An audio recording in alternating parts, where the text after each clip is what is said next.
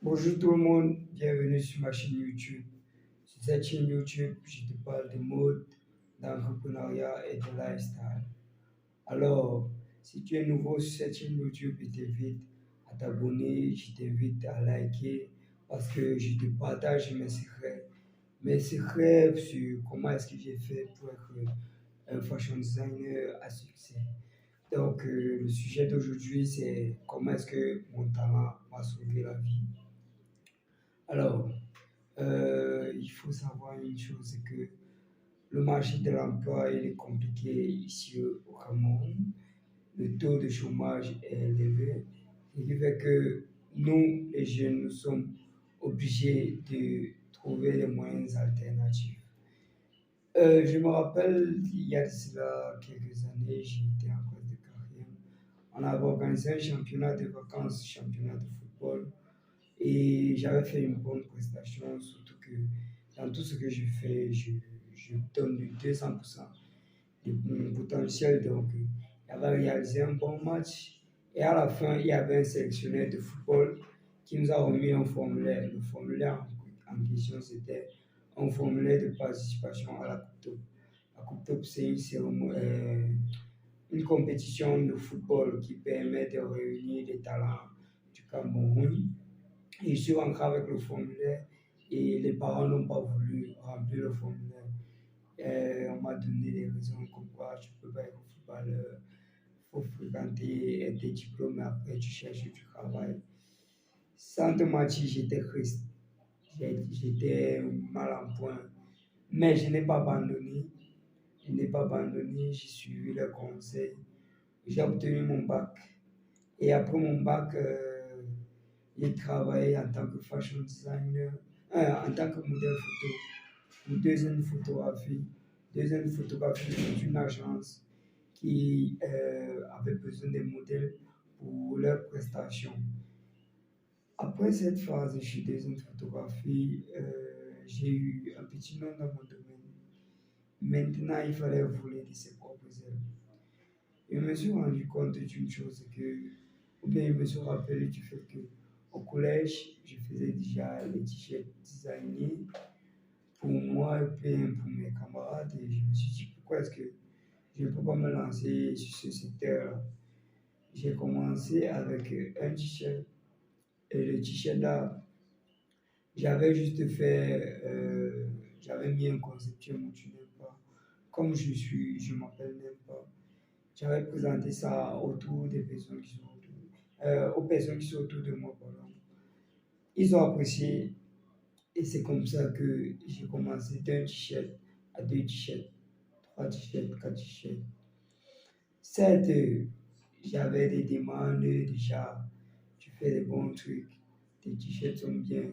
Est-ce que tu peux confectionner aussi mes t-shirts? Moi, je disais toujours non, je fais uniquement mon travail, je fais uniquement mes t-shirts. Si vous voulez réaliser vos travaux de sérigraphie, je vous donne le contact d'un ami qui faisait aussi dans le même domaine que moi. Sauf que je ne savais pas qu'il était en train de perdre de l'argent en faisant ça, c'était une erreur. Mais le déclic, c'est durant le mois d'avril, j'arrive au bureau de mon papa et je regarde un peu ces brochures. Je me rends compte que la personne qui a fait les brochures de son entreprise n'a pas bien fait. En fait, c'était un bricolage. Je lui pose la question de savoir. Et qui a fait ça? Il me donne il me dit, ah, c'est un petit qui se débrouille et tout et tout. Je lui dis, mais moi, je peux te faire ça et ça va être mieux. Il me dit, ah bon? Je lui dis, oui, même les polos de ton entreprise pour le 1er mai. Si tu veux, tu me testes. C'est ainsi qu'il appelle la mère José. La mère José, c'est une dame qui travaille dans sa structure. Et on organise une séance de brainstorming vite fait. Durant la séance de brainstorming, je lui donne un peu je lui dis un peu les modalités, comment est-ce que ça se passe pour réaliser les polos du 20 mai, du 1er mai pour sa structure. Et on tombe d'accord. Je rentre et je me mets déjà à travailler sur comment est-ce que le logo va être positionné et tout. J'ai réalisé le travail à temps. Parce que l'une des choses avec moi, c'est que je fais non seulement le travail bien, mais il faut délivrer le travail à temps. Et regarder le travail, il est satisfait. Et c'était la première fois que j'ai réalisé une prestation de service en sérigraphie et en infographie. Au point où lui me dit, si tu avais démarché au moins 5 entreprises comme moi, tu aurais pu gagner beaucoup d'argent pour ton premier marché. Je lui ai dit oui. Et c'est ainsi que je me lance vraiment dans la prestation de sérigraphie, infographie et broderie. Au jour d'aujourd'hui, j'ai travaillé avec beaucoup d'entreprises de la place. J'ai travaillé avec des particuliers. Mais un conseil, ou bien les conseils que je vais te donner, c'est d'oser. Parce que si je n'avais pas osé parler de ce que je fais à mon papa, il n'aurait jamais, ou bien je ne pourrais pas prendre, ou bien je ne pourrais pas saisir l'opportunité de gagner ce genre de marché. La deuxième des choses, c'est d'être honnête. Beaucoup de personnes qui œuvrent dans la sérigraphie ou bien dans la prestation de services, comme moi, prennent l'argent mais ne livrent pas le travail à temps.